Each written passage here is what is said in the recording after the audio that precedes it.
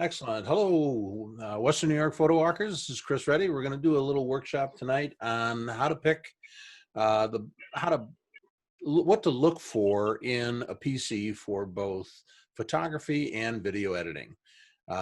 We're going to make sure that I give you as much accurate information as possible. If you don't know it, I have been building and repairing PCs for about 30 years now.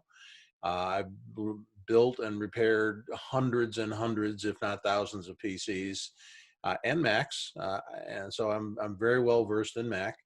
I will be covering both Macs and PCs, and we're going to be talking about how you can make the most out of what's out there right now, and specifically the things that make a difference for photography and video. Hello, Kathy. How are you? You're muted, but that's all right. Glad to have you.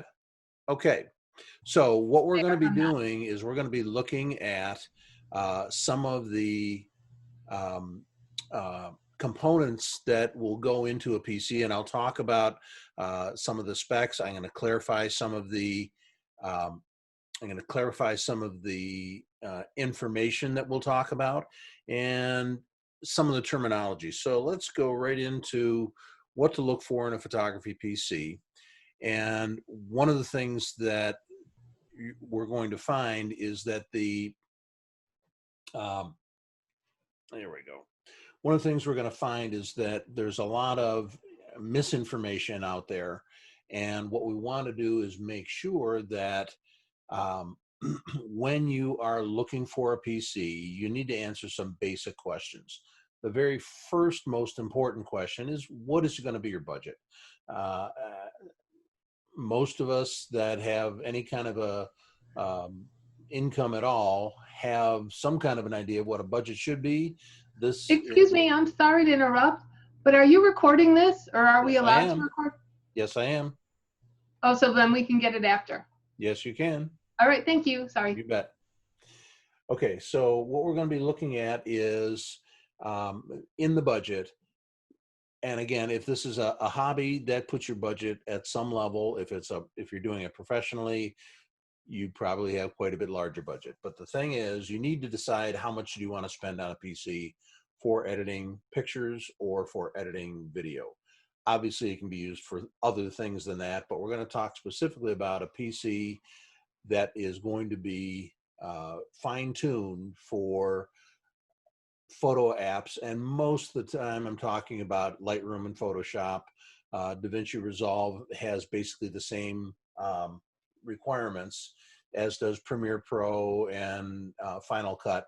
Uh, Very similar architecture. So we're going to be talking about some of the things that affect that. But your budget, if you want to put an upper limit on that budget, whether it's $1,000, $2,000, $3,000, or somewhere in between, you need to come up with that first, because it is very simple to, and I'll show you some examples of this. It's very simple to just break the bank. You could, and I've seen, as part of this, I did some configurations of, okay, if budget were no issue, how much could I spend? And it was very simple to get between $10,000 and $20,000 on a PC, believe it or not. So we're not talking about that level of a budget. If you're a professional photographer, maybe you are, but this is going to be mostly for serious hobbyists, or if you're just you want to replace your home PC and make sure it has the right components and is optimal for also editing your pictures and or your video. That's who this is really aimed at. So what we're talking about now is the first thing after you've nailed down your budget is going to be, do you want a Mac or do you want a PC? Uh, Macs are phenomenal. There's no question, but you're going to pay for it. There is a term used called a Mac tax. It's basically you're paying for the name and the fact that you're buying all Macs from one vendor, period. Uh, if I had an unlimited budget, I would buy a Mac in a heartbeat. Not a problem, but in the real world, for most of us anyway, that's not really an option. There are some lower priced Macs, and I'll talk about them and I'll show you some examples. And when we're all done with this at the very end, I'm going to show you how to save between 20 and 30% when you do buy a Mac. And it's very, very simple. Just a technique you can use. It's not any special store. It's just you need to be aware of how both how manufacturers make money on what they sell and how you can undermine that just a little bit for your own benefit. So we'll talk about that. So after you decide whether it's going to be a Mac or a PC, you need to decide, do I need a laptop or a desktop, or can I use my tablet? Let me address a tablet first of all. Tablets are great, and especially if you get one of the higher end tablets, like one of the Windows 10 tablets, or one of the iPads, a nice big iPad Pro, you can certainly do editing on that. However, they are optimized for portability and lightweight. And by the time you add a keyboard and or a mouse or a stylus, uh, and then enough storage, it's something that you can certainly edit on. But if you have thousands and thousands and thousands of photographs, you won't, in most cases, you won't have enough storage on your tablet to be able to keep your library there. You can do incidental editing, and I know I have done it. I know a lot of people that use a tablet to edit kind of on the fly or while you're on the road. But in general, most tablets are really optimized to be lightweight, long battery life, not necessarily big on horsepower. And for some of the things that you need to do, the more horsepower you have and the more storage you have, the better off you are. Okay, so for this particular instance, I'm not going to look at tablets per se. We're going to narrow it down to laptops or desktops, either Mac or PC. So the key with a laptop is going to be that, yes, you get portability and you have a screen that comes with you. There is a price to pay for that. You are taking a $200 or $300 screen and attaching it to your computer and then making the whole thing light enough so that it'll run on a battery for 6 to 12 hours. All of that gives you a few compromises here and there. Most laptops that we're going to be talking about now uh, use excellent parts and have enough horsepower to be able to do this without a problem.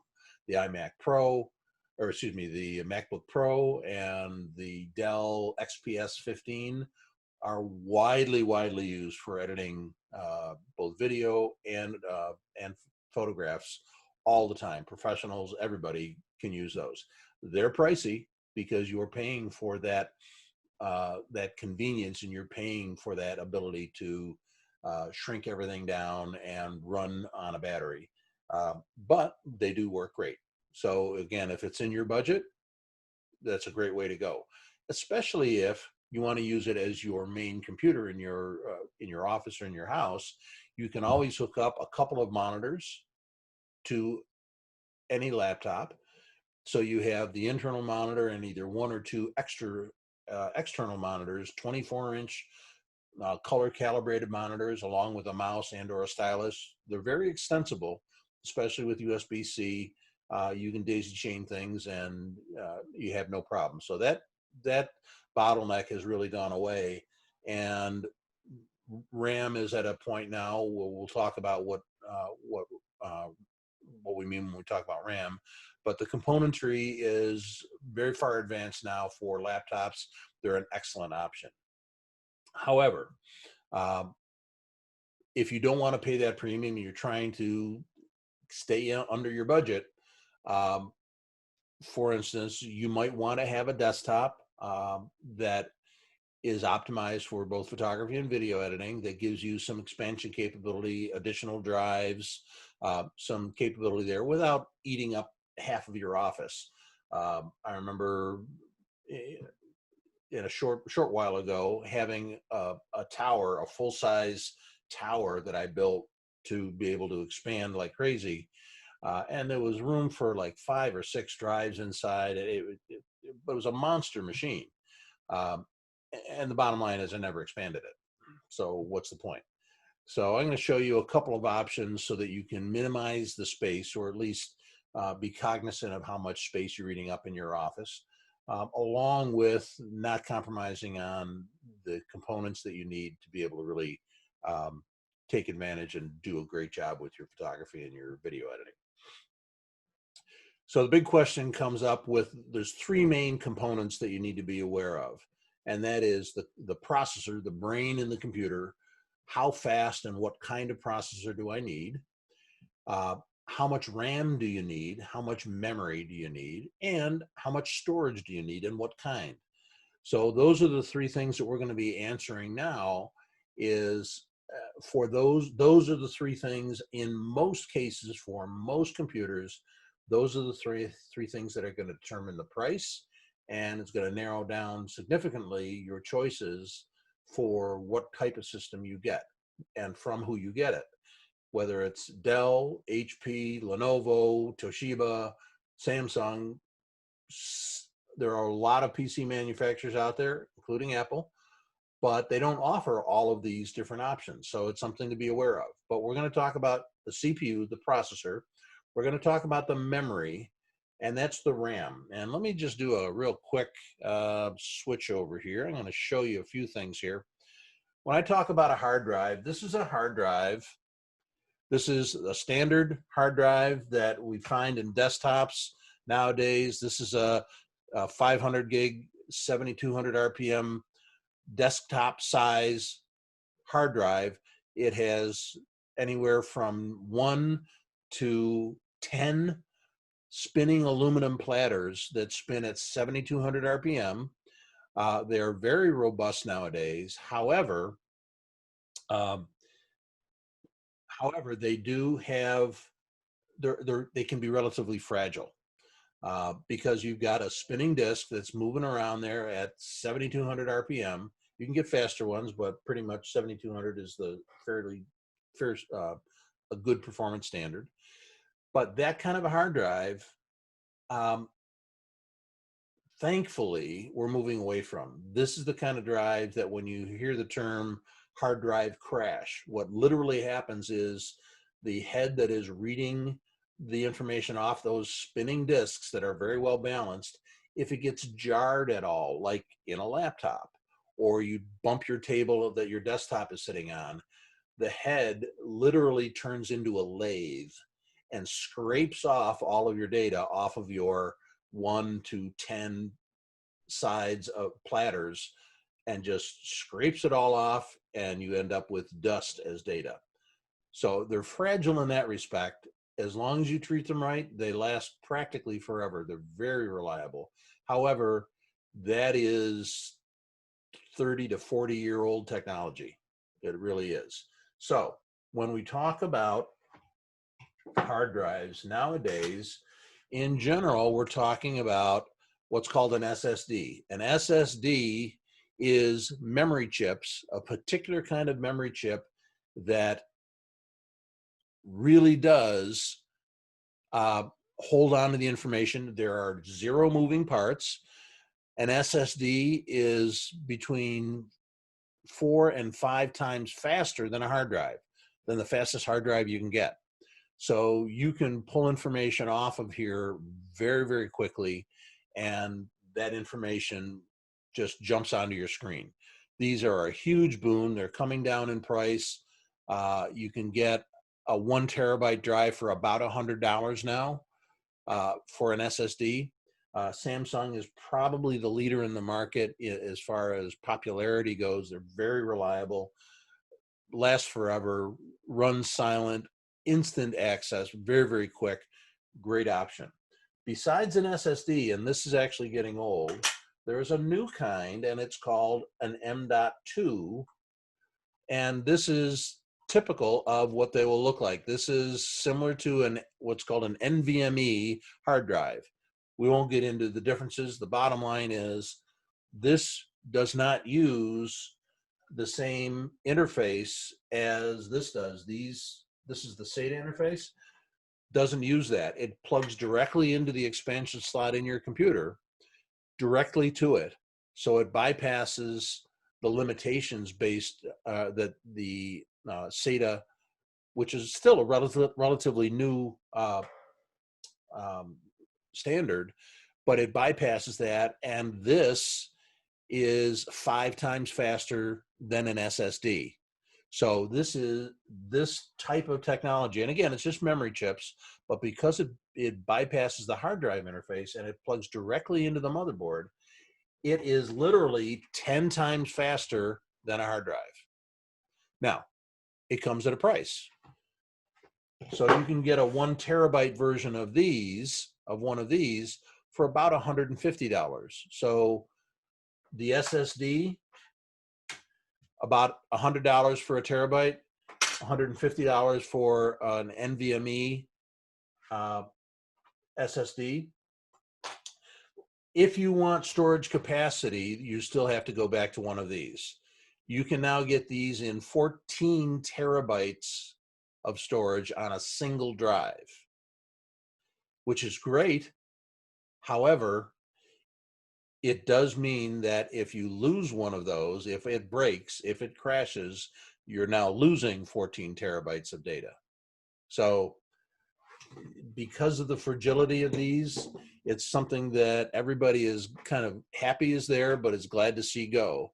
So the type of storage that you use is really important when you're talking about Lightroom, Photoshop, and video editing. Storage is key. And so we want to use the fastest storage possible. It used to be fast hard drives, but they are 10 times slower than what is currently out there. Okay, so that's what we're talking about when we talk about hard drives. When we talk about RAM, RAM comes in chips. You're usually, nowadays, usually buy them in pairs. So a pair of chips, these are the kinds of memory that you'll find in most laptops. Most laptops will have these smaller ones. Most desktops will have these larger. They're easier to manufacture. They're not as crowded. You can get higher capacity on these larger ones. But you're usually buying them in pairs. The performance is better when you install them in pairs. So RAM, again, it's just a series of chips, and they come in different sizes, but there are a huge variety, literally hundreds and hundreds of types of RAM, and you need to make sure that it's matched to the system that you're buying. So the amount of RAM and how much you get, the nice thing with RAM is that it's really inexpensive nowadays. It's similar to storage in that most RAM is very, very inexpensive. But you want to make sure the RAM that you're buying is going to work in the system you're getting. And there are standards to make sure, and there's all kinds of sites that you can go to verify that the RAM you're buying is going to work in your system. Okay, so RAM is where when you load up anything, a program or anything, into your operating system, whether you're running Mac OS or Windows, it comes off of the drive. The faster the drive you have, the faster that it will load up, and then it loads into RAM. That's where you work. When you're editing a large photograph or a large series of photographs or a video, you need more RAM. Most PCs you can buy nowadays, standard is 8 gig, and for 99% of what people use computers for, 8 gig of RAM gives you plenty of room to go without a problem. However, if you have a modern DSLR that is anywhere from a 24 to a 60 megapixel camera, the bigger each photograph is, the more RAM you need to edit it. And if you end up doing something like a panorama where you stitch 2 or 3 of those together, again, you need more RAM. If you are doing a large panorama where you might be stitching 6 or 8, you need more RAM.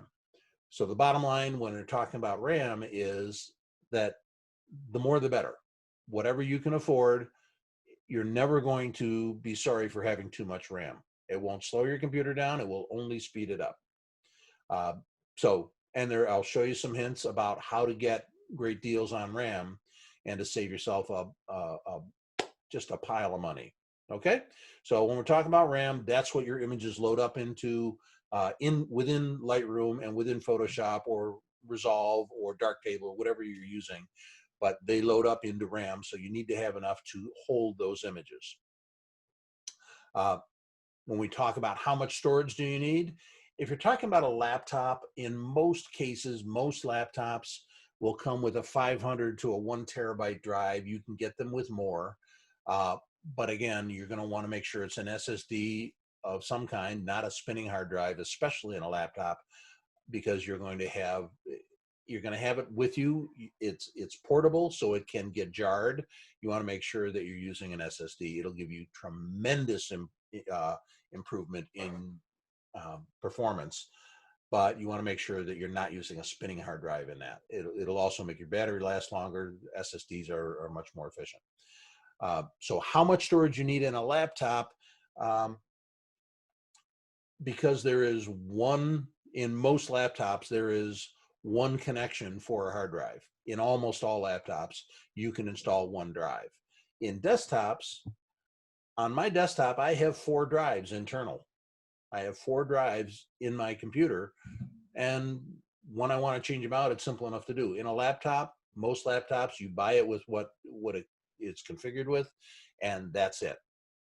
The main thing you want to know is that with most laptops, when it comes to photography, you can edit your pictures there, and you can keep the last year or 2 of pictures on your laptop without a problem. But you're going to want to have external storage that you will offload your library to that periodically, if that's your only machine. Most of the time, you're going to edit it on a laptop and then transfer it to another type of storage, so that, again, because the laptop is portable, they get stolen. You don't want your entire library to be stolen along with your laptop.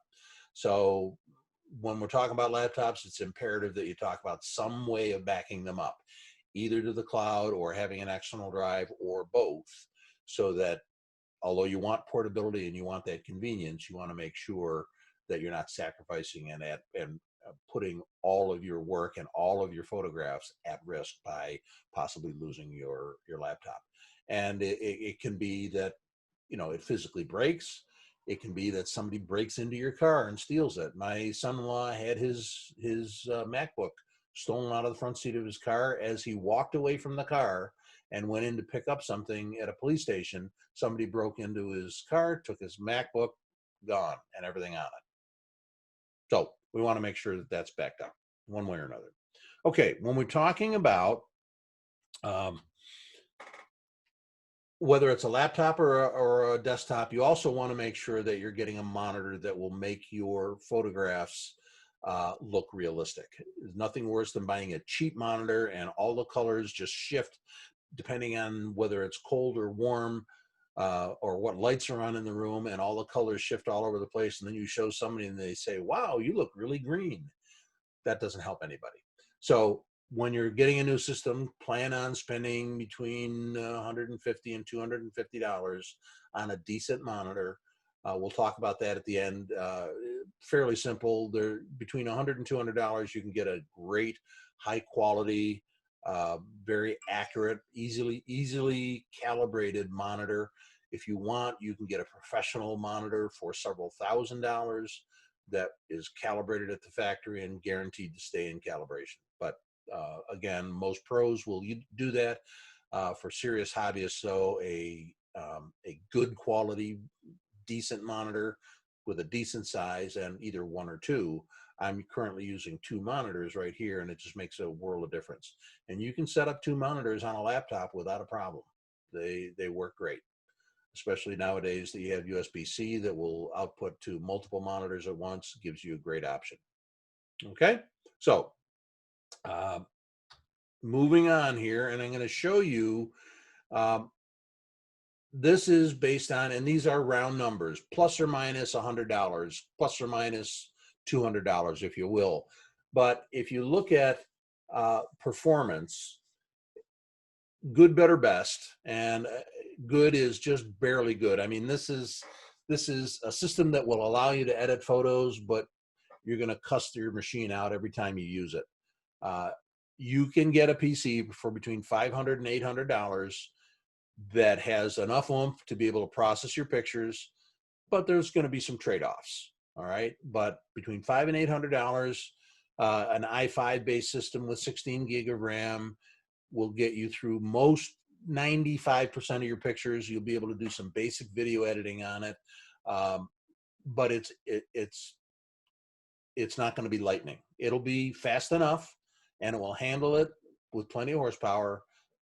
So it kind of meets the criteria. However, when you're looking at a Mac, whether you're talking about a Mac Mini or uh, uh, a Mac laptop, either one of those, or the iMac, either the non-Pro or the Pro version, the least expensive you can get by with for a Mac is between $1,200 and $1,500, and that's with some serious compromises. Same sort of thing. Not a speed demon, not the best processor, not a huge amount of RAM, and some storage, but not a huge amount of storage. But it will definitely handle your pictures. So if you have a very small budget, it's doable, and you can certainly get into either a Mac or PC, desktop or laptop with that budget, but you're gonna sacrifice a little bit in performance. When we talk about better, the mid-range, this is probably where the majority of people fall, and I mean like 90% will settle for this better performance. And you're talking about a PC in the $1,000 to $1,400 range. And this is either desktop or laptop that's in that range, that has at least an i7 processor or a Ryzen 7 processor, and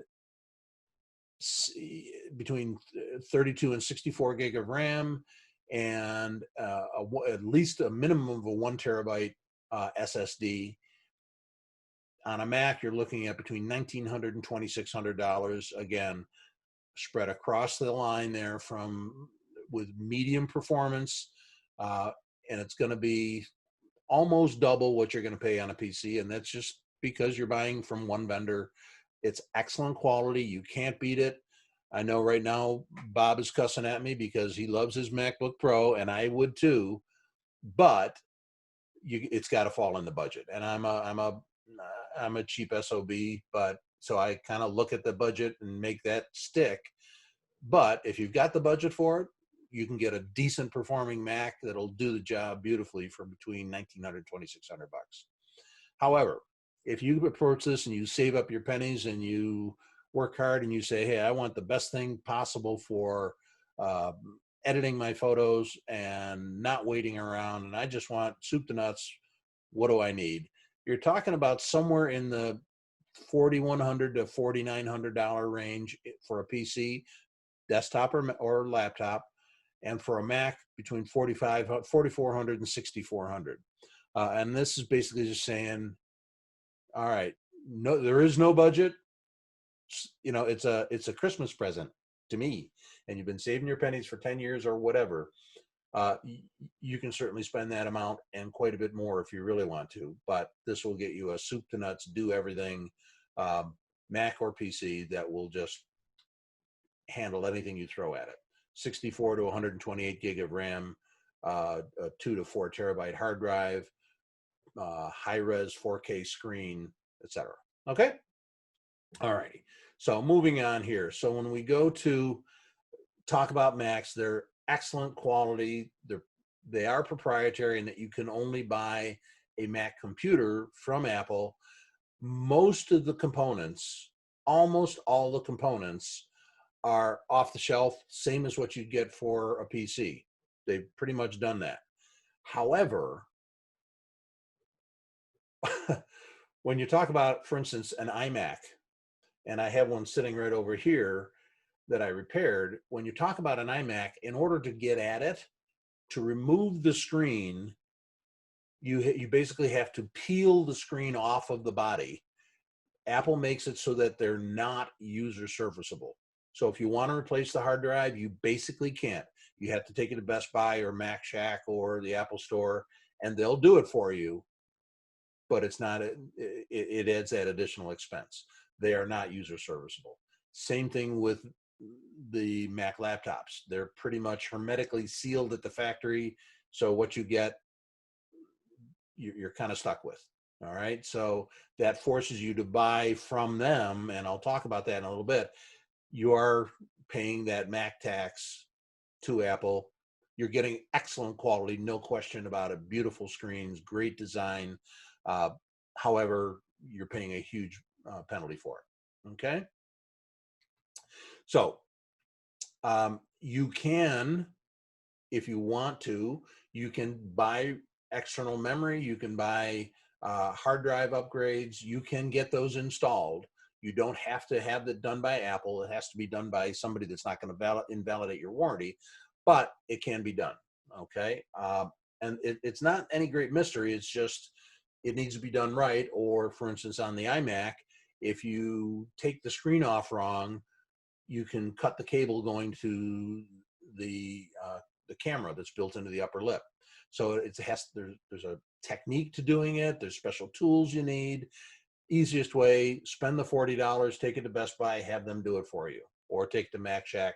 They have some excellent technicians that can do it for you also. Or you can just say, Apple, make it so, and take it up to the Apple store and they can do it for you. So the advantage with PCs is that you can get high quality. However, if you don't know what you're looking for, you can get pitiful poor quality also. There's a wide range of components. Just like when you go to buy a car, you could buy a Yugo or not, or you could buy a Lexus and get what you will know is higher quality, or a Mercedes or a Cadillac. Take your pick. There's a wide range in PCs, just like there are in automobiles. Basically, the more you spend, the better quality you're going to get. It really is true. There are some top tier vendors that I would highly recommend every day of the week. HP, Dell, Acer, Asus, Lenovo, all do excellent. They have what they call value PCs, but they label them in that way so that you know when you're spending $300 for a new computer, it's going to have the bare minimum. It'll work, but it's going to be the bare minimum. And we'll take a look at some different systems from different companies. One thing I want to mention is that there's a company out there called Puget Systems, Puget Systems, Puget Sound, out west, Oregon, Washington, Puget Sound.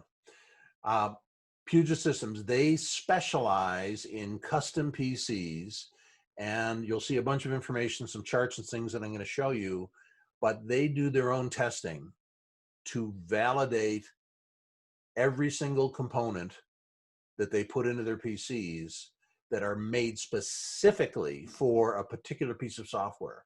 So they do testing on Adobe Premiere and Final Cut and Lightroom and Photoshop and DaVinci Resolve. They do a phenomenal amount of testing, and then they publish their results and they say, here's the best video card, here's the best processor, here's the best RAM, here's the best, etc., for each and every one of those pieces of software.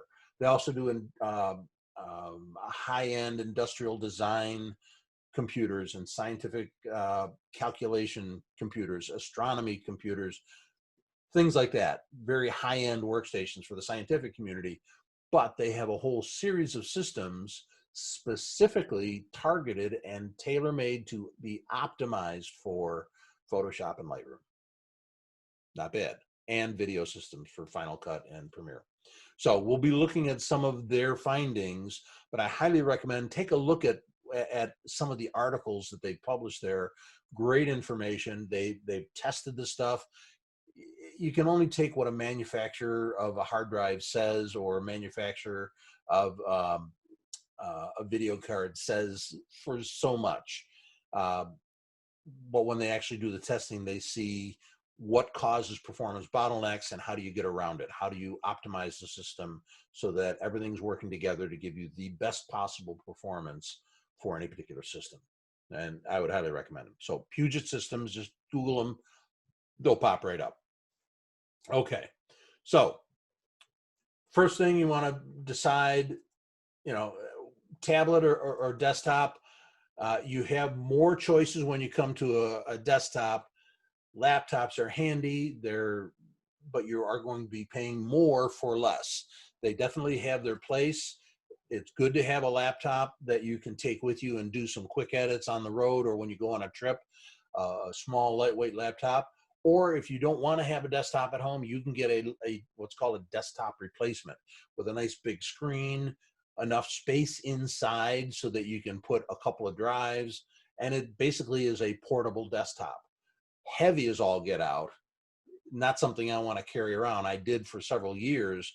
Royal pain. I would much rather have a desktop that I use at home and then a nice small lightweight laptop or a tablet to do my editing on the fly if I really need to. Um, Generally, in probably 99% of my cases, I find that I would rather sit down and work on a double screen with optimized hardware on my desktop than struggle through trying to go through several hundred pictures on a tablet or on a laptop. It's up to you, but your workflow will determine whether you want a desktop and I wanted to point this out, some people aren't aware of some of these acronyms. You can get, like the iMac is an all-in-one screen, and the computer is actually built into the back of the screen. So you don't have a separate computer. It's just the screen itself is the computer. And then there's a keyboard and a mouse. Those all-in-ones are very popular.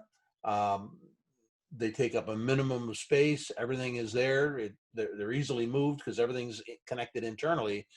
Very nice. All of the manufacturers have them. They're called an all-in-one or an AIO. That's how you'll see them referred to. Another option, instead of that big tall tower that you see, the traditional tower desktop, what I have built for myself for the last several computers that I've made has been what's called a small form factor, SFF. And it's basically a very small, thin desktop that has some expansion room, but not a huge amount. I am using it on top of a table right here that I've got stuff stacked on it. If I didn't point it out to you, you wouldn't know that it was there. But it has plenty of horsepower and plenty of room to expand. Like I said, I've got 4 hard drives in there and 32 gig of RAM. So plenty of room to expand.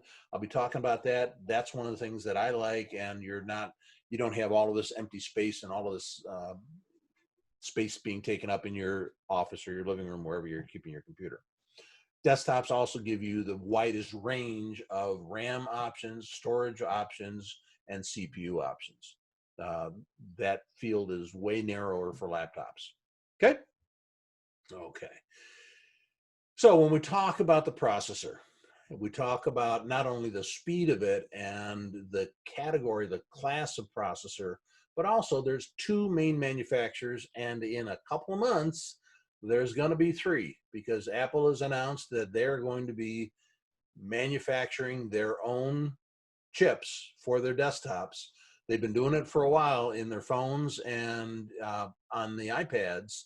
They licensed the technology from ARM, but they're going to be making their own chips for their high-end desktops and laptops that will run the Mac OS. And so pretty soon they're going to, like they switched from the Motorola processors a while ago and went to the PowerPC from IBM, and now they went to Intel. They've got another iteration coming where they're going to be designing and manufacturing their own chips, which will give them more control and probably some excellent performance. So, Excuse me. besides Intel, AMD is also, yeah, Kathy. I just read an article about that. And would you, at this point, because I was looking to get a laptop, an Apple laptop, would you wait and see how it turns out? Or would you look for a bargain now? Well, here's the thing. Here's the thing. There's 2 things to be aware of. The first is, rule of thumb in the computer world is you never want to be the guinea pig. Version 1 of anything will have some problems, and no matter how much testing they do, there will be some problems in version 1 of whatever processor to bring out. I'm sure it'll work 99% of the time just fine, but I would rather somebody else work it out. I'll catch you on the next iteration. My bigger concern would be, are they going to orphan everybody that is currently using Intel chips, and are they going to stop the operating system development like they did with the Motorola chips and the PowerPC chips. They just said, okay, the last version of our OS that you will ever be able to get for this computer is going to be whatever, 10.12 or 12.3 or whatever.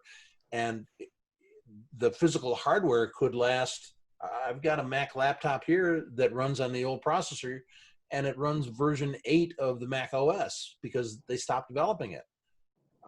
So anything running on Intel, sooner or later, they're going to stop doing that parallel development, and you're going to be capped, and you won't be able to get upgrades for the Mac OS. That's been their tradition. They don't really care about how it affects older computers. They assume everybody's going to buy a new computer within a few years anyhow. So that's my bigger concern, and we'll see how they handle it. But every time they've done it for the last 30 years, they've orphaned that previous generation, and they've given them a dead end as far as upgradability. And yes, if your computer's 5 years old and running fine, should you upgrade it? Well, you may not have that choice. They're making the choice for you. If 4 years from now they say, hey, we're not going to upgrade this OS anymore, some of your apps will stop working, etc. So we'll see how they handle it. It's supposed to be x86 compatible. There's always some incompatibility there, but we'll see how Apple handles it. Personally, it would make me just say I'll wait and see, because I hate being the guinea pig for a company like Apple or IBM or Dell or anybody else. Bob? And the other thing is Apple is not scheduled to put that out until Q1 2021. Right. They're announcing it in a few weeks. It's basically, I have a 2019 MacBook Pro, a 16-inch that I purchased, and I love it. But the thing is that they're 2020 MacBook Pros, I'd have no problem buying it. It's a real nice unit. Again, as Chris pointed out, figure out what it is that you want to do, and then go from there. Yeah. Gave some excellent advice. So basically, Okay. advice on that. Thank you. All righty. So when it comes to a PC, that answer your question, Kath? Yes, it did. Thank you. Okay.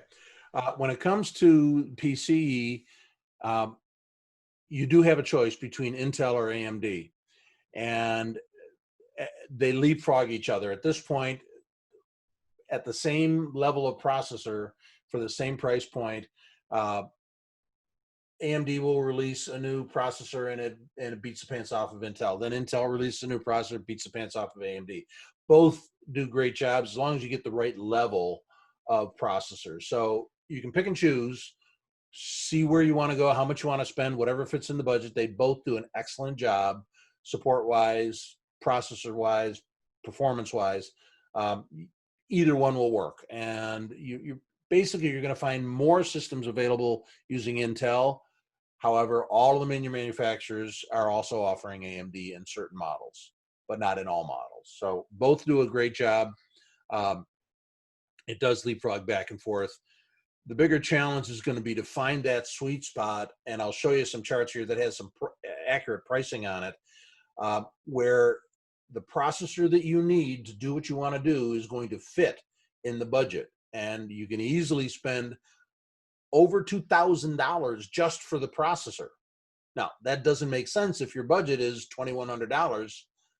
No. So we want to find the right sweet spot where we're getting the most bang for the buck, the most performance for that processor. And because that's what's doing most of your heavy lifting on your computer.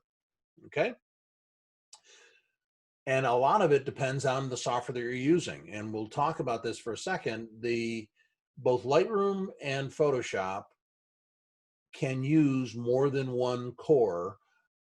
CPUs have one or more cores. And basically, when they reach the limit of how fast they can make processors because of heat dissipation and other things, what they started doing is combining two processors together, and then 3, then 4.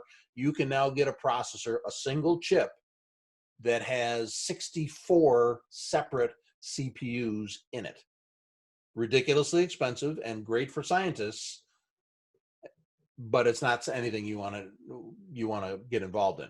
However, from 0 to 64 or from 1 to 64, you can get a level of chip that has more cores, more CPUs, more brains built into the same chip itself.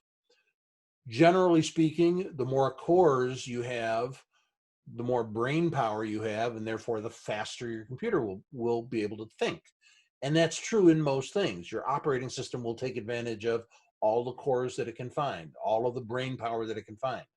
However, big however, and that is that the applications that you run to do anything, whether it's your email or your photography or your video editing, those applications have to be able to talk to multiple CPUs, multiple brains at once. They have to be written so that they can split up the workload amongst different brains without affecting performance.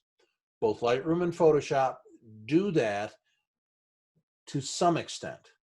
They're not truly, fully what's called multi-threaded, where you can take one thing and split it between 8 different cores and come back with the result 8 times faster than a single core. They're not optimized for that. They're getting there, and it depends on what you're doing. So for example, in Lightroom, when you're moving the slider to increase the luminance value, which gets rid of some of that ISO noise, the digital noise, that's very compute intensive. So the more processor you have, the faster that it runs, the more brains that you can throw at it, the better it will work. That's one of those things that does benefit from more brains being put to work. So more cores is generally better. However, there's a limit. And that limit for most software nowadays seems to be between 8 and 10 cores. Beyond that, when you start adding more cores, it gets you no other benefit. It doesn't speed up anything virtually at all. So the sweet spot that we were talking about for the CPU is going to be that in that 8 to 10 core range. That's the processors we want to look at for both Intel and AMD. How many cores can it throw at it? There's another thing you'll see thrown around. It's called threads, and that's that multi-threaded. What it does, it takes one core and it takes the instructions for that core and it splits it into 2 threads so that one core can behave like 2. It's just a way of writing the software so that it can be worked on more efficiently. So an 8-core machine would actually have 16 threads, 16 instructions happening all at once, okay? A 10-core processor would have 20 threads being worked on. Depends on the software, but the software we're talking about, Photoshop, Lightroom, DaVinci Resolve, Premiere, Final Cut, all of those are optimized for multiple cores to an extent. And that extent is between 8 and 10 give you that performance boost where it can split things up and keep track of how to get work done between 8 different brains at once. Okay, so that's the technical part of the CPU dilemma that we have to face. This is a quote from Puget Systems, where they tested Photoshop on a wide range of cores, from 1 core up to 64 cores, and it doesn't do well after about 8 or 10. In their testing, a $20,000 Mac Pro performed about the same as a much less expensive $7,000 iMac Pro, which in turn performed about 10% slower than a $4,000 PC using a Core i9 or AMD Ryzen 3900. That $20,000 Mac Pro had like a 36 core processor, which made it extremely expensive, but it had no better performance. So again, why pay for that if the software you're using can't take advantage of it? So that's why they're saying, hey, be aware, you don't have to have the absolute fastest, most cores available to be able to get the performance you need. You need the right amount of cores based on the software and what they're actually using. So Adobe's been making improvements in order to make more effective use of higher core count CPUs, but for now, having beyond around 8 cores is only going to give you a minimal increase in performance. This is a chart. They have a benchmark. The red bars are AMD, blue are Intel. I'm not going to spend any time talking about what all these scores mean, other than the higher the number, the better it performed. Okay, and all of these charts are in those articles on Puget Systems that I was talking about. But you can see that top one, the 24-core AMD, that had a score of 1,498. That's more than double the very fastest Intel Core i9. More than double the performance. But that particular processor is very expensive. It's about $1,500 for that processor. So, hey, let's take a look at what else we can do here. This is a chart, and this is from tomshardware.com, independent. They just do, again, benchmarking of CPUs and hard drives and everything else. But these are prices as of, I think it was February 2020 or end of December 2019. But these are the highest score there, 100, the Core i9. This is general benchmarks, okay, general processor benchmarks. And I'll narrow it down for you here. The Core i9 9900, this is one that Puget Systems loves, because at 8 cores and 16 threads, if you look here where it says 8 and 16, it's optimized for both Photoshop and Lightroom, and as it turns out, also for video editing, but it runs at a base clock speed of 3.6 gigahertz, and it costs about $514. If you look at some of these that are a higher performance, yes, you could get this version of the i9, the very top one there, but it's more than 3 times the price, and you're getting barely any performance increase. Okay? So again, this helps us to identify that sweet spot. The same thing from AMD, the Ryzen 9, which is similar to the Intel i9. Again, it's got a score of 96 versus 97.1, so virtually identical. It has 12 cores, and it's about $416. So it's a little bit better value. If you can find a machine that you have the option of choosing that Ryzen 9, it will actually do better in most performance benchmarks. Then the Ryzen 7 is a little bit of a step down in performance, not a lot. You're going from 96 down to 92, but you're saving a couple $100. So it's only a $328 processor, but gives you most of the performance you need for both Lightroom and Photoshop. Puget Systems recommends for Photoshop that AMD Ryzen 7 at $328 is the good. The better would be the Ryzen 9 at $416, and the best performing one for Photoshop is that Intel Core 9 9900. I won't go into what these numbers are, but it has to do with the number of cores and the base clock speed and all that stuff. But that's the way Intel refers to it, is that i9. And for Lightroom, it's a little bit different. They highly recommend all of the Ryzen processors. The Intel processor for Lightroom specifically, for the things they tested within Lightroom, Intel didn't fare quite as good. So it depends on whether you're using Photoshop more or Lightroom more, which processor you want to get. Okay?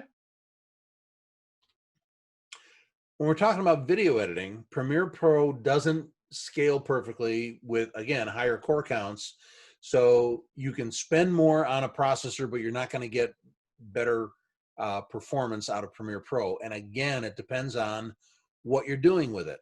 In Premiere Pro, the thing that there are 2 things that really you need a lot of horsepower for, and that is the special effects, the transitions, overlays, After Effects, any of those things that it's basically doing a lot of computing. That's what you need, whether it's Final Cut Pro or Premiere Pro. That's what you need a very fast processor for. that's where a fast processor does a lot. If you don't ever use any of those effects or After Effects, or you don't do a lot of transitions or a lot of video effects, stabilization, things like that, then a faster processor isn't going to do you any good. But where you'll see some real performance advantage is in exporting video, because it has to render every single frame, 30 frames a second. So it has to do 30 frames times however long your video is.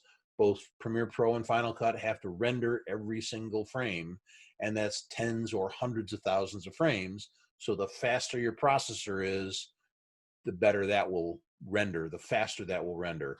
And they have this whole, again, a scoring benchmark, the red being AMD, blue is Intel. These are very, very close. For video editing, both Intel and AMD do great jobs. The Intel Core i9, that 9900 one that we saw in the previous chart, has almost the same performance within a few points. So you're not seeing a huge difference between the manufacturers, but it does show up when you, for instance, that 12-core MacBook Pro at the bottom has a score of 660. It's only 2/3 of the faster processors that are current. So that's where you'll see a real performance increase. Now, when we're talking about video editing, the 3 processors that they really love, the lowest price one is that Ryzen 9, 16 cores at $700 for the processor. The next one is that i9 at $1,100 just for the processor. And then the AMD, they call their Threadripper, which is $1,900 for just the processor. Yes, it'll run fast, but it's going to be one of those things that it's going to break the budget. So what they recommend, all of these perform about the same, within a few points of each other in their tests for video editing. So you can pick your price point, $400 up to $1,400, and you'll get almost the exact same performance in video editing with any of these processors. Okay. That being said, it just gives you an idea of, hey, if I find a machine that has an AMD Ryzen 3800X and it's $1,000 less than one that has the one on the bottom there, you're not giving up anything in performance when it comes to video editing. So that's a good thing to know. It's a way to save $1,000 just on the CPU. Okay, how much memory do you need? Bottom line, for most edits in Lightroom and in Photoshop, 16 gig gives you plenty of headroom. However, if you like to do panoramas where you're stitching together 4 to 8 different photographs, you need 32 gig. I've got 32 gig on this computer, and I've had it reach that limit just in stitching a panorama. I've had it also refuse to do it because I'll have a 10-shot panorama and I'll run it on a different machine that I have at work that has 48 gig of RAM, and it will use about 45 to 46 gig of that RAM for an 8-shot panorama using the 36 megapixel D810. So yes, you can put the hammer to almost anything. 32 gig, if it's in the budget, you're not going to go wrong by having 32 gig. Most modern systems will handle 32 gig without a problem. Less expensive systems might cap it at 16 gig, but a lot of times 32 gig will work just fine. It'll still work in there. 64 gig if you find a deal on RAM, or if you're doing video editing. Video editing, again, depending on how many clips you have and how much how many After Effects you're putting in, more RAM the better. 64 gig sounds like a ridiculous amount, but it's not that expensive. It's $400 or $500 to get 64 gig of RAM. Okay, for Macs, here's the key, and this goes not only Apple but HP, Dell, everybody. They make their profit on the upgrades. They make a huge amount of money on memory upgrades and on hard drive upgrades. So when you order a MacBook Pro and you have a choice of 8, 16, 32, or 64 gig, for that 64 gig, you're paying over $1,000 to Apple, when the exact same thing from Amazon, the exact same chips, are about $300. Apple's getting a great price on them. They're not paying $300 for them. They're probably paying half of that because they're buying millions of chips, but they're making their profit on the components that they don't manufacture. Memory upgrades, and HP does the same thing. Dell does the same thing. If you go through configuring a system on any of those, the upgrades from one memory level to another, or from one hard drive storage to another, ridiculously expensive. It's 2 to 3 times what you'd pay if you just bought it in the open market. So one of the things I recommend is, for a system that you're buying, and every system can be upgraded. Macs are tougher to upgrade because they have to be done by technicians, or else you void their warranty. PCs, they're simple as pie to upgrade, but any system can be upgraded in RAM. So if you buy an 8 gig system and then buy the memory after the fact, walk the whole thing down to Best Buy, and for $40, they'll install it for you without a problem. Okay, so it's a great way to do it. Save yourself some real money. 32 gig of RAM from Apple is $800. The exact same thing on Amazon as of this morning was $150 for the same speed and the same spec chips that go in that computer. So that's a great way to save $650 and put it towards bigger drive, better system, whatever. Okay. For storage, one of the things that you can do is you can use a very fast SSD. Use a very fast SSD in your computer, and then have a large storage that is backed up off of your computer. So you don't have to have everything internally, and especially if you're using a laptop, you want to have between 1 and 2 terabytes of storage, depending on how much photography you do. You can get by with 500 gig without a problem. But again, the sweet spot for buying storage is now between that 500 gig and 1 terabyte. Again, SSDs, you can get a 1 terabyte SSD now for under $100. If you look around, they go on sale. People are all constantly running out of space. Buy as much as you can afford, but just don't put your money into a large hard drive. Okay, the fragility of these, now that there is an option with SSDs, I would highly recommend get a smaller drive that you can afford. You'll thank me 1,000 times over. The speed difference is immense. Huge big difference. Especially when you're talking about Lightroom and the database. That SSD just makes Lightroom sing. A database loves fast storage. And that's what Lightroom is. It's a database. And when you're pulling up previews, when it pulls it off of either a new SSD or even an older SSD, it's coming off this 5 times faster than it is off of even a new small hard drive. Okay, you can get this is a Synology. There's one right behind me here, a Synology 4-drive NAS that you can put in your house, set it up, it plugs into your network, put a client on every computer in your house, and they all back up to it without you batting an eye. And it'll keep as many revisions as you want. If you want to have 4 versions of every file, every time you change it, it keeps the last 4 changes. You can turn that on. I've got 4 6 terabyte drives in there, so I have 24 terabytes of storage. And my computer, my wife's computer, the other 3 or 4 computers are all backed up onto there, along with archiving of stuff that isn't on any computers that I want to be able to just have offline. So it's all backed up in that NAS. Great way to optimize your large storage. You don't have to keep it. When I've got photographs on my computer from 15 years ago, I don't look at those all the time.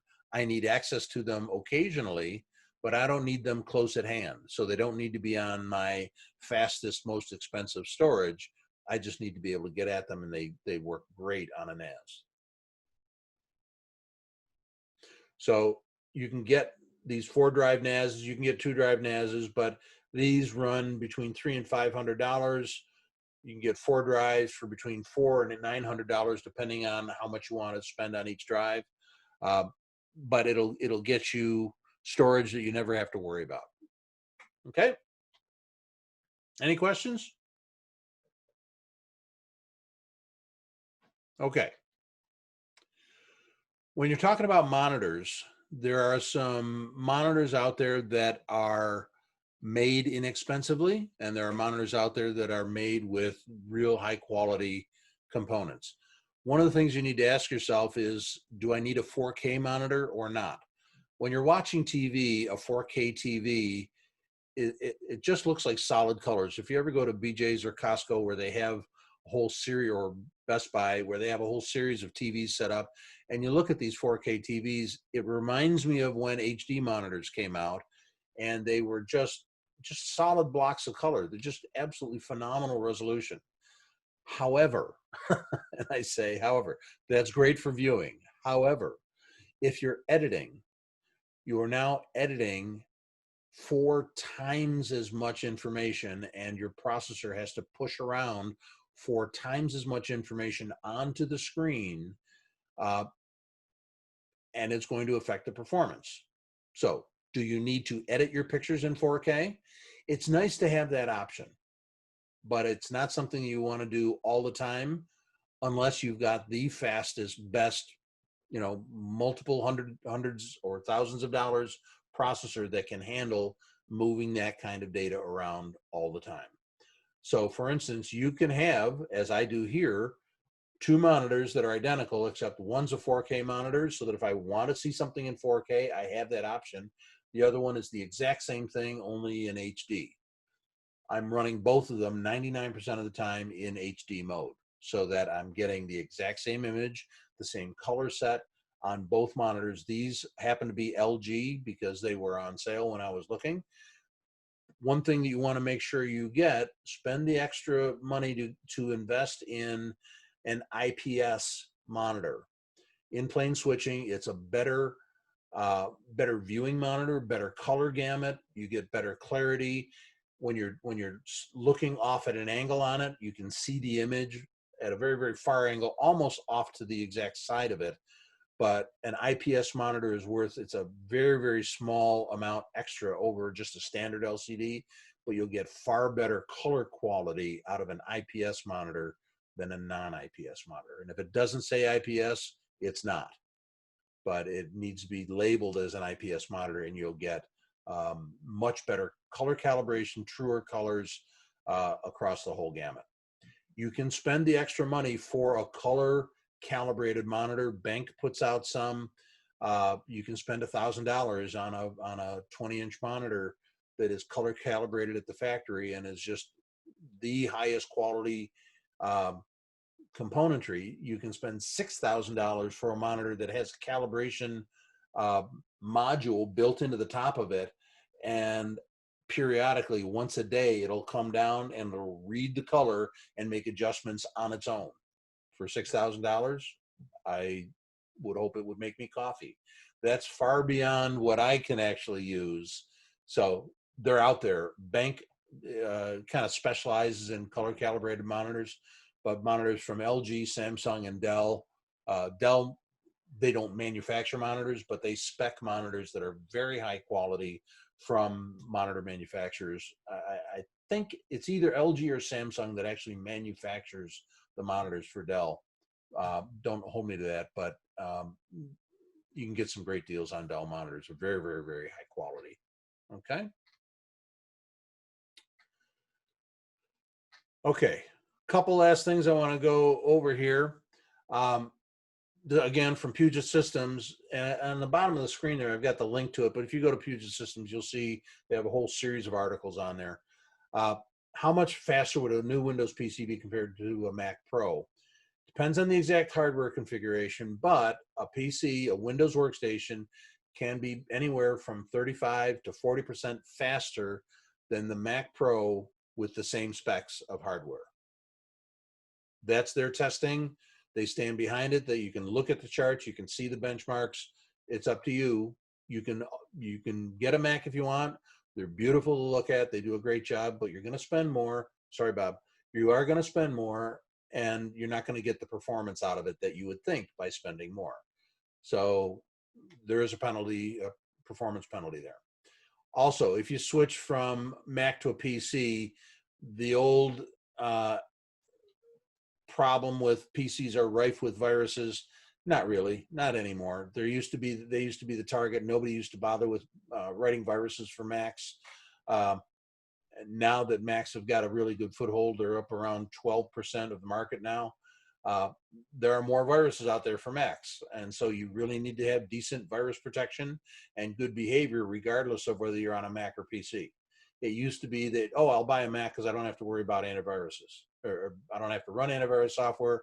There aren't any viruses out there for Macs. Don't tell any college IT department that.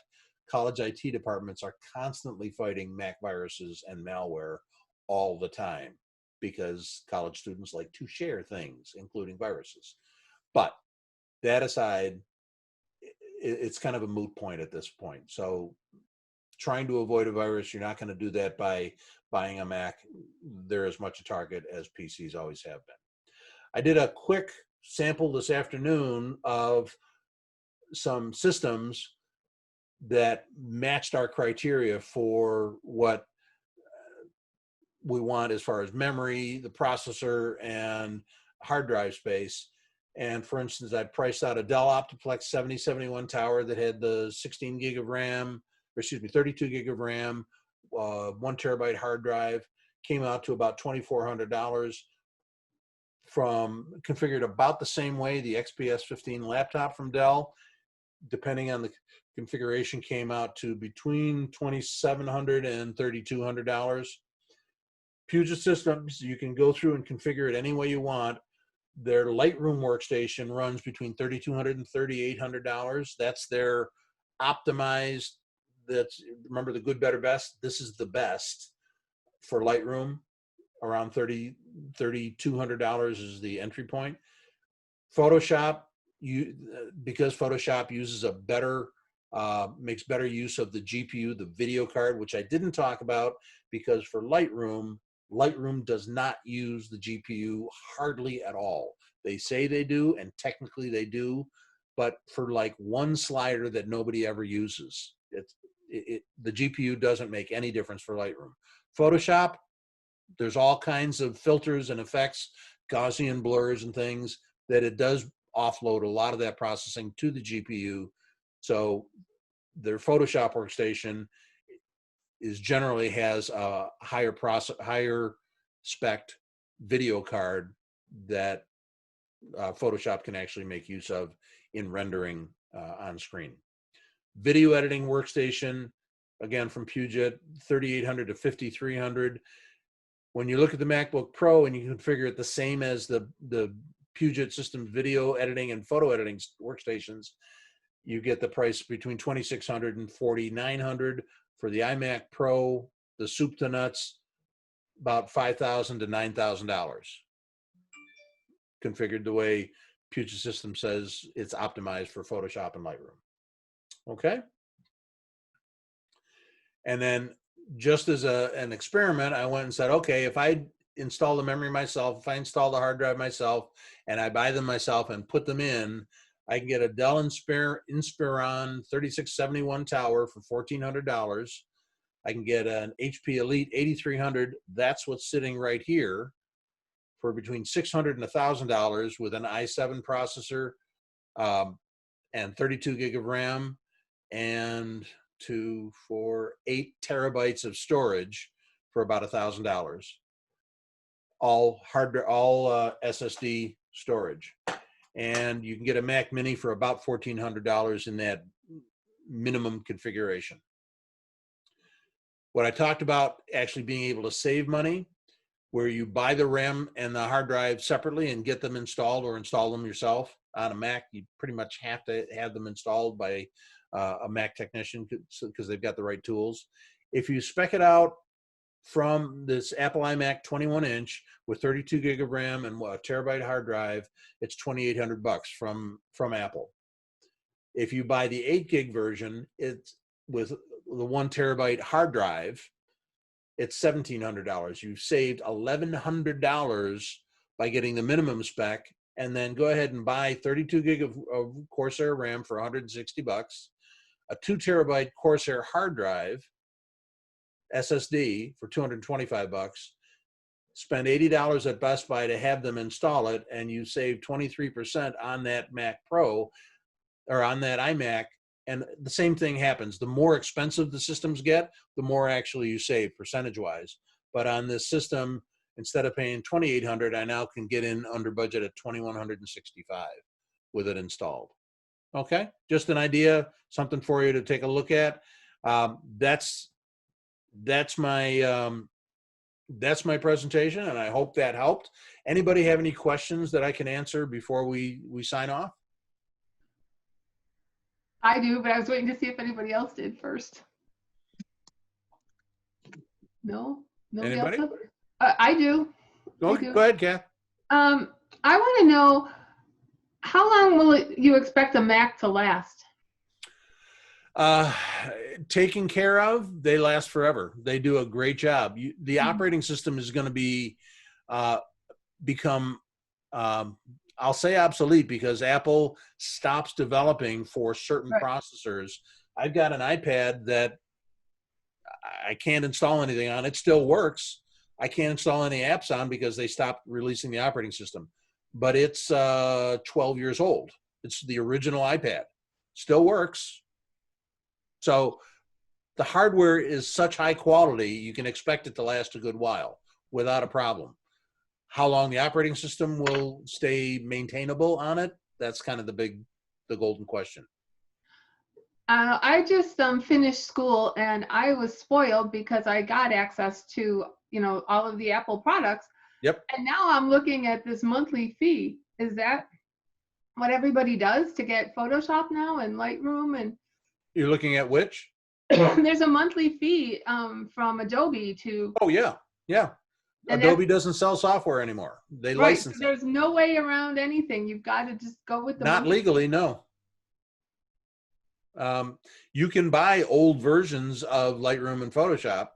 You can go to Amazon and buy, when they were still licensing them, you can buy it. You just won't have any upgrades. I know the last time I bought it, it was $6, and I've been using, the current stuff at school. Yeah. So it's a big difference. But then I saw that, paying that every month is. Well, their photographer's plan, which is $10 a month, $120 a year. Again, if you compare it to buying Photoshop and Lightroom when they were licensing it, it was $300-400. It was $395 for Photoshop alone, and $195 for Lightroom. Yeah, and you were pretty much, when they released the new version, you didn't get it. They released fixes, but when they released the new version, that kind of dead-ended your purchase, and you'd have to buy it again. That's the idea behind the subscription. $10 a month. I mean, quite honestly, I spend a lot more than that on coffee. Right, that's not bad. I thought it was 30 something. Oh, so you can spend that if you get the Creative Cloud plan, where you get Illustrator and all this other stuff. Yeah, you can spend $50 a month. But the photography plan that includes Lightroom and Photoshop is $10 a month, and if you search around, you can find it for $9 for the first year. But $10 a month, $120 a year. That I think is I hate to say fair because I hate spending money, but it's really good software, and they do a really good job, and they are still improving it. They still add features to it, and for $120 a year, it's a relatively inexpensive hobby. Okay. For software.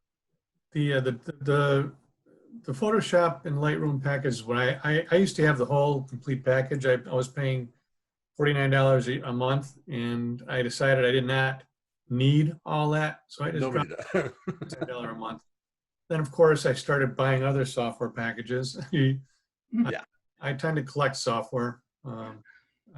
You'll find out when I put on some more of these little talks. I have ON1, I have Topaz, I have Aurora, I have Perfectly Clear, I have You got more software than I've got shoes. yeah, I've got my wife collects shoes, I collect software. Yes.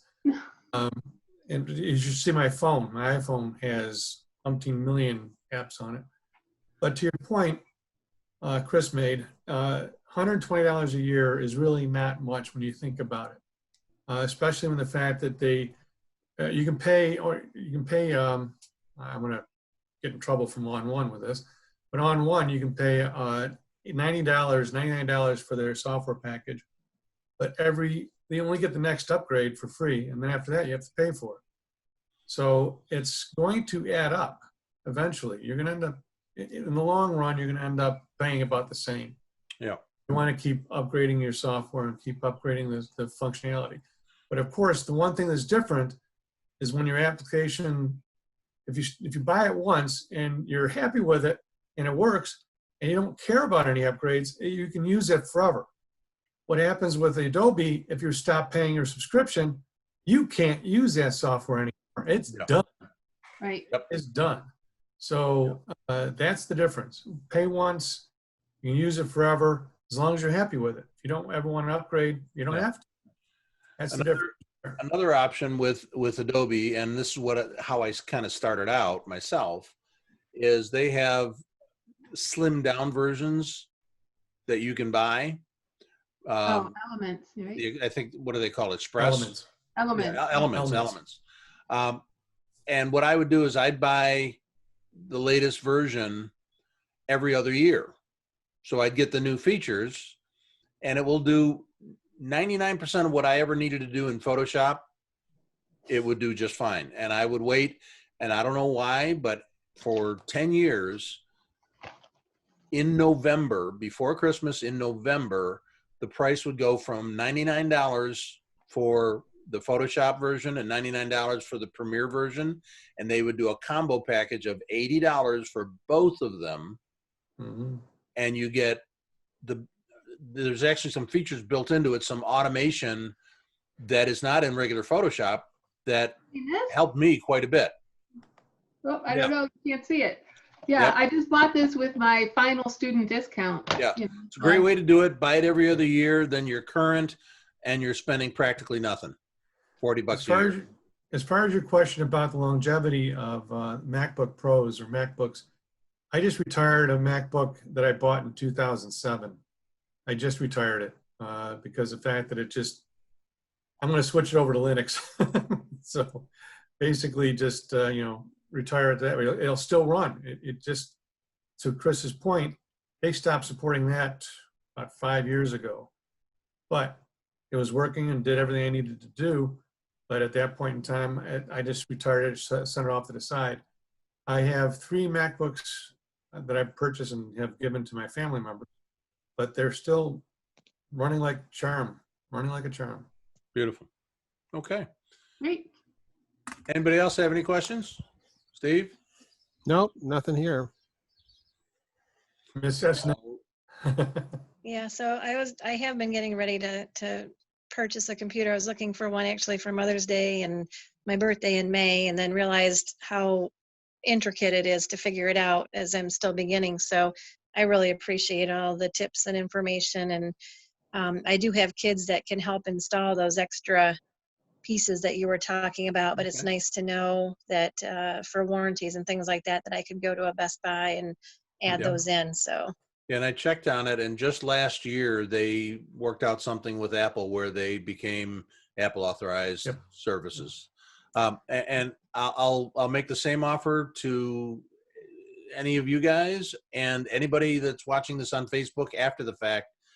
If I can help at all, and if you want to message me, email me, give me a call, feel free. I'm happy to help and maybe look over or make some recommendations on any current systems you might be considering, happy to give you my 2 cents worth, share any of my experience that I've got, and maybe help save you several $100s in the boot, to boot. So happy to do that anytime. Feel free to let me know. Yeah, currently I have a 16 gig Dell that I'm going to be upgrading to 64 gig in the near future. So, but I have a 16 gig MacBook Pro that runs quite well. And one thing I have to take an exception to Chris about is my 16 gig MacBook Pro cranks through 16 image panoramas without a problem. The fans come on, but it does it. Oh yeah. Yep. Nice. Well, and to be clear, all modern PCs, when they run out of RAM, they start using the hard drive as additional storage, or additional They RAM. swap. They use swap. It's called a swap. And what it does is it takes a piece of the hard drive and it turns it into working space. It slows everything down compared to if there was enough RAM, but it doesn't stop. It continues to go. And if you're using an old hard drive that's slow, it's a dramatic performance problem. But if you're using an SSD, you probably won't even know that it's doing it. But there is a performance hit because these are so much faster than hard drives, you don't even see it. Both my laptops have SSD drives in them. I have a 1.5 terabyte on my Dell, and I have a terabyte on my 16-inch MacBook Pro. Yep. Thankfully, it's the only way to go right now. Yep. And well worth it. Definitely. Beautiful. Okay. Well, Thank you very much, Chris. Thank That's you. it for Tutorial Thursday for today.